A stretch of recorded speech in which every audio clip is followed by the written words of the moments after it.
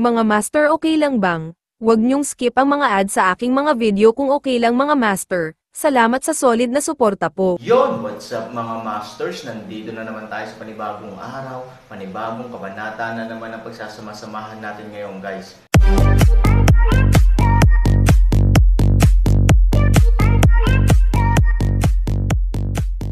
Bali mga masters, kung bago ka pa lang po sa aking YouTube channel, please click the subscribe button, lalong-lalo na po yung notification bell, guys, para maging connected pa rin tayo sa isa't isa at maging updated kayo sa mga susunod ko pang video. Bali mga masters, bago natin umpisahan ng kwento ay mag-shoutout po muna tayo para sa mga solid nating tagapakinig. Shoutout kay Noli Procato at shoutout kay Anthony Ronquillo. Yun na nga mga masters, no? Bali hindi na ito patagalin. In 3, 2, 1, let's go! Si Han Sanchen ay umidlip. Nang muli siyang magising, sa oras na ito, nagkagulo na ang buong pangunahing lungsod dahil sa isang balita. Itong sikat na evil star ng pamilyang Pei, nabalitaan ko na nagustuhan siya ni Han Sanchen, at gusto niyang maging apprentice. Damn, hindi ko alam kung saan nakuha ng lalaking ito ang swerte niya. Oo, narinig ko na orihinal na binalak ni Master Han na tanggapin ang mga young masters ng pamilyang Pei bilang mga apprentice, ngunit hindi ko alam kung ano ang nangyari, kaya inalis niya si Pei mo. Master Han, niloloko ba siya? Hoy, dapat itong si Pei mo, ang bastard na ito, na ibinebenta ng nakakaawa sa harap ni Master Han. Alam mo lahat kung anong uri ng tao si Han Ye. Siya ay isang Diyos, isang Diyos. Siya ay mabait, ito ay panipi. Hoy, si Master Han ay gustong tanggapin ang pamilyang Pei bilang kanyang apprentice. Ito ay isang magandang kaganapan para sa aming pamilyang Pei, ngunit ngayon, hindi tayo maaaring maging masaya. Sa kalye, may mga alingaw-ngaw sa lahat ng dako na maaaring gusto ni Han Sanchen na tanggapin si Pei mo bilang isang disipulo. Naturally, nagkaroon ng maraming talakayan sa lahat ng dako. May humagulgol, at lalong ayaw. Sa mansyon ng pamilya ng Pei, bagaman ito ang pinakamalayo sa Kafeng Pavilion, ito talaga ang pinakamasabog sa kanila. Kung wala siya, ang mga bagay na ito ay may kaugnayan sa interes ng maraming tao dito. Ang mga batang anak na lalaki na pipiliin ay hindi na kailangang magsabi ng marami. Ang pangarap na lumipad sa mga sanga at maging isang phoenix ay direktang nasira. Siyempre, ayaw at galit sila pagkatapos magising mula sa panaginip. Ang mga executive ng pamilya Pei ay talagang nalulumbay.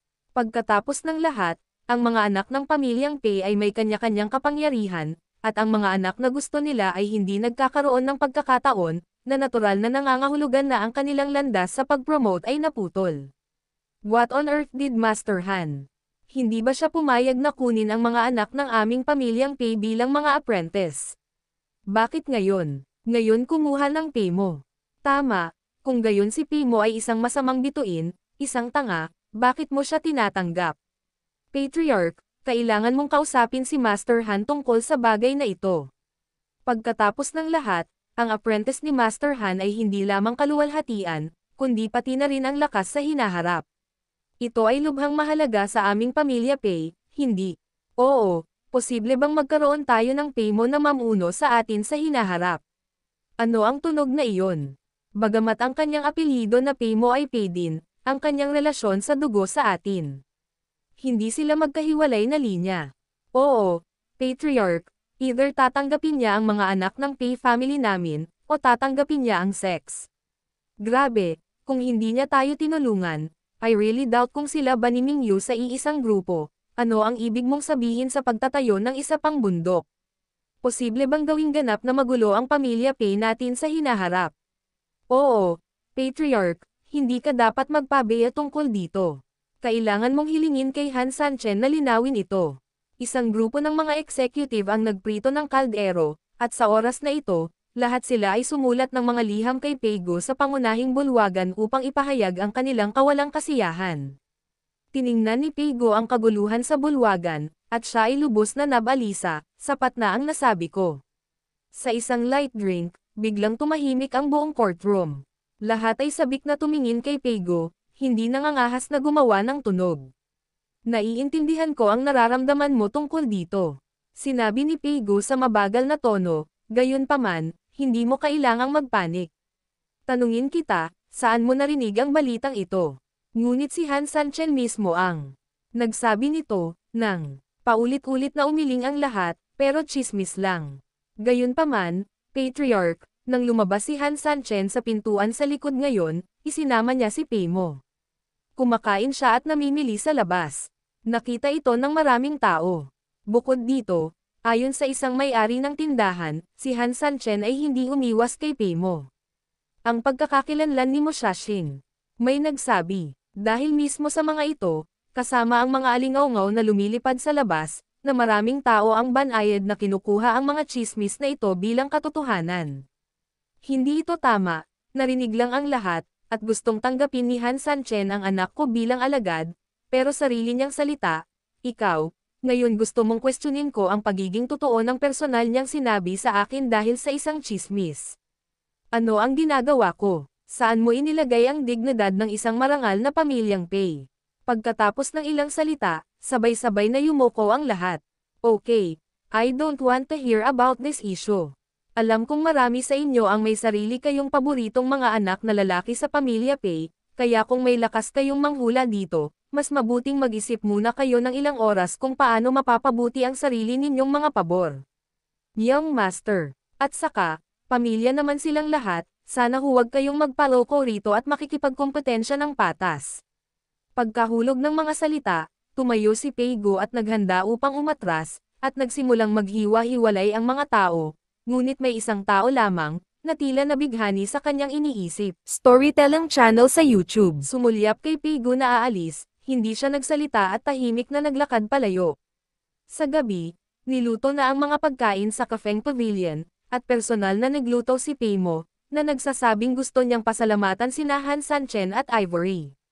Bagamat buong taon na ang binata ay gumagawa ng mga gawain sa kusina at hindi kailanman nahawakan ang kutsara, ang kalamangan ay ang taong ito ay napakatalino, madalas siyang nagnakaw ng mga aralin, at naaalala ang bawat frame ng mga aksyon ng chef. Alam niya na wala siyang pagkakataon na manguna, at natural na wala siyang pagkakataong mag-eksperimento sa kanyang ninakaw, kaya napakahalaga ng timing ng bawat hakbang. Medyo kinabahan siya. Nang makita ito, hinayla ni Ivory si Han Sanchen palayo, sinusubukang hayaang maglaro si Peimo ng mas malayang. Di nagtagal, nagdala si Peimo ng ilang kaldero ng mabangong pinggan sa mesa. Hindi kalakihan ang mga tao, ngunit ang bawat ulam na inihain ay puno ng kulay, lasa, at lasa. Mahirap paniwalaan na ito ay isang masarap na pagkain na maaaring gawin ng isang 16 na taong gulang na bata. Kung hindi ko nakita ito ng aking mga mata, talagang nagdududa ako na ito ay ginawa ng isang chef na nagluluto ng maraming taon. Kumagat si Han Sanchen at hindi niya maiwasang mapangiti ng maligaya. Tumango rin si Ivory at binigyan ng malaking hinlalaki si Peimo. Matapos makumpirma, si Peimo ay napakasaya, pinunasan ang kanyang ilong, at umupo sa imbitasyon ni Ivory. Sa gabi, matutulog ka na, baka magkaroon ng kaguluhan sa silid na ito, ngunit makatitiyak ka na walang mangyayari. Mahinang sabi ni Han Sanchen habang naglalagay ng mga gulay sa mangkok ni Peimo. Hindi ba malinis ang lugar na ito? Inosenteng tanong ni Peimo. Umiling si Han Sanchen, napakalinis dito, ngunit kung minsan ang puso ng mga tao ay maaaring hindi malinis. Kahit hindi ko maintindihan ang sinasabi mo kuya, magiging masunurin si Peimo sa gabi at hindi lalabas. Tumango si Han Sanchen at tinapik ang kanyang ulo. Pagkatapos kumain, nakipag-chat siya kay Peimo, at pinabalik siya ni Ivory sa kanyang silid upang magpahinga. Tumingin si Han Sanchen sa gabi, oras na para magpahinga tayo. Tumango si Ivory at kakaibang tumingin kay Han Sanchen, sigurado ka ba talaga na kukuha ng pain ang isda sa gabi? Ngumiti si Han Sanchen at walang sinabi, nagmamadali ang aso, siguradong tatalon ito sa dingding. Matulog ka na. Bumalik ang dalawa sa bahay at pinatay ang ilaw. Makalipas ang mga 2 o 3 oras, ang Cafeng Pavilion ay nakalubog na sa kadiliman sa mahabang panahon. Natahimik ang buong courtyard. Biglang, isang figure ang tumalon mula sa ilalim ng mataas na pader, at mabilis na lumipad sa tuktok ng dingding, tumalon sa ilang mga bahay, pagtapak sa mga tile nang hindi gumagawa ng anumang tunog. Pagkaraan ng ilang sandali, nahulog siya na parang dahon sa likod bahay ng Cafeng Pavilion. Banayad na parang lunok, Pero hanggang doon lang. Maingat siyang tumingin sa paligid, at pagkatapos matiyak na walang tao, mabilis siyang naglakad patungo sa pintuan ng isang silid, at pagkatapos ay ginalaw ang kanyang kamay, at agad na lumitaw ang isang apoy sa kanyang kamay. Sa dilim, kitang-kita niyang ngumiti ng malamig, saka pinitik ang kamay, at agad na itinapon ang apoy sa pintuan ng bahay. Kakaibang sabihin, maliit lang ang apoy sa kanyang kamay, ngunit nang makarating ito sa kahoy na panggatong at iba pang bagay sa pinto, agad itong nag-apoy ng napakalaking gasolina. Boom! Sa isang malakas na putok, biglang bumaril ang apoy sa kalangitan, ang bahay ay direktang nilamon ng apoy, at pagkatapos ay patuloy na kumalat ang apoy, at ilang silid ang sumunod sa isang kisap mata. Ngumuso siya, at halos isang minuto lang ay tuluyan ng nalubog sa apoy ang bahay sa likod bahay. Nasiyahan siyang tumango, at tatalikod na sana para umalis, nang bigla siyang lumingon at nakita ang dalawang figurang nakatayo sa kanyang dinadaanan. Sa ganoong apoy, kung tutuusin, kahit na malaman ng sino man, ang likod bahay ay ganap na malilipol sa apoy, dahil ang apoy ay masyadong mabangis. Mahina at malamig na sabi ng isang boses babae. Then a male voice laughed, "Your Excellency, arson is not a good behavior." Gaya nga ng kasabihan, murder and arson, you see, arson is on the same level as a felony such as murder, you shouldn't do this, Your Excellency. Bukod kina Ivory at Han Sanchen, sino pa kaya ang dalawang boses na ito? Nang makitang nadiskubre siya, halatang gulat na gulat ang lalaki sa kinalalagyan. Hindi niya naintindihan kung paano siya natuklasan, hindi ako dapat gumawa ng anumang ingay, tama. Halos magkasabay na umiling ang dalawang mag-asawa. Kung gayon paano mo ako nahanap? Pagtataka niya, hindi ka namin nahanap, alam lang namin na darating ka. Sa aming mga salita, hinulaan namin ang iyong hula. Tumawa ng mahina si Han Sanchen. Anong ibig mong sabihin? Alam mo namang sasama ako. Nagtaka siya. Ang bagay na ito ay siya lamang, at walang ibang makakaalam nito. Masasabing ito ay ganap na confidential. Paano nila malalaman na darating sila? Ginawa mong lonely star si Paymo, at ngayon, bigla kong nabalitaan na tatanggapin ko na siya bilang isang alagad. Paano ka papayag? Ang karakter na pinaghirapan mong buuin ay bumagsak at ikaw pa rin ang nasa sitwasyong hindi mo gusto. Pag-unlad, kaya mo ba? Hindi mo mapigilan, kaya natural kang darating.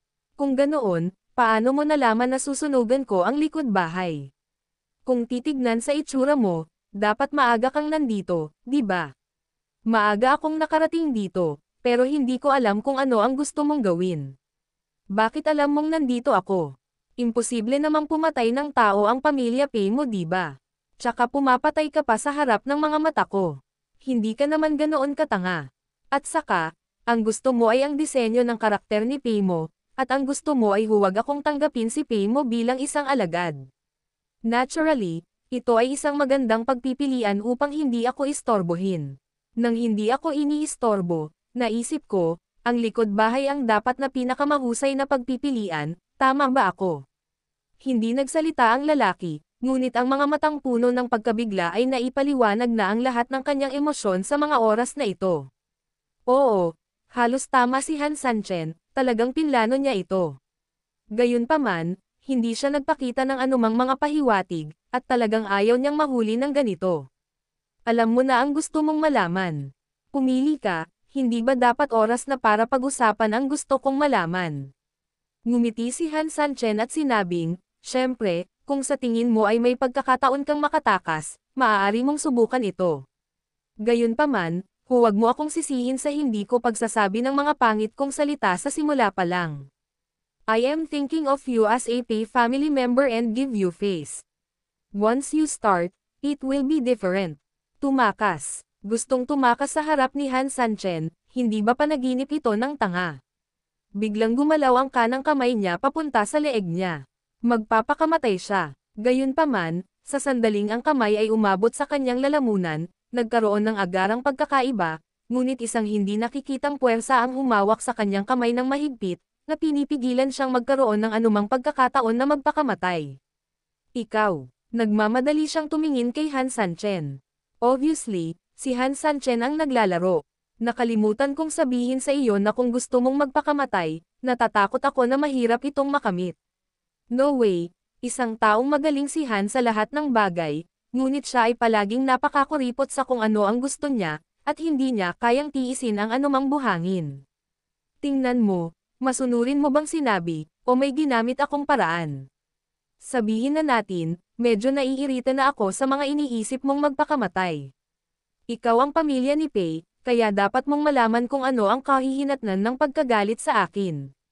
Siyempre, maaari mo ring piliin na huwag sabihin, sayangin mo lang ito sa akin, huwag kang mag-alala, bibigyan ko ng mukha si Peigo, hindi kita papatayin, ngunit hinding-hindi ko tatanggapin ang anak ng pamilyang Pei bilang isang apprentice, tanggapin lamang si Peigo. Kahoy, walang karahasan, ngunit ang mga salitang ito ang nagpawis ng malamig sa noo ng lalaki. Obviously, paulit-ulit siyang tinamaan ni Han Sanchen. In the end, this matter is the Pei family's own business. Wala akong intensyon na saktan ang mag-asawa mo. Kung ganyan ang iniisip mo, sa tingin mo may chance ka pa bang makausap ako dito? Siyempre alam ni Han Sanchen na wala siyang masamang hangarin sa kanyang sarili at kay Ivory. Kung ganoon bakit mo alam? Walang magawa niyang sabi. Okay, dahil sinabi mo iyon, hindi kita pipilitin, at hindi kita pipilitin na sabihin na tatanggapin ko si Pei mo bilang isang disipulo. Nagpasya na lang si Han Sanchen na umatras sa halip na sumulong. Alam niya na ito siguro ang soft spot ng lalaki, kung hindi, hindi siya magkakaroon ng pinakamalaking reaksyon sa tuwing maririnig niya ito. Oo nga, nang marinig niya ang mga salita, nagmamadali niyang sinabi, hindi mo matatanggap si Pei mo bilang iyong apprentice. Bakit? Kumunat ang noo ni Han Sanchen. Si Nael Zaigo ay taos-puso sa iyo, at gusto rin kitang kaibiganin sa pamilya ni Pei, kaya huwag kang makialam, okay? Kaya kung lumuhad at magmakaawa sa iyo. Ang parehong partido ay nagbibigay pansin sa integridad.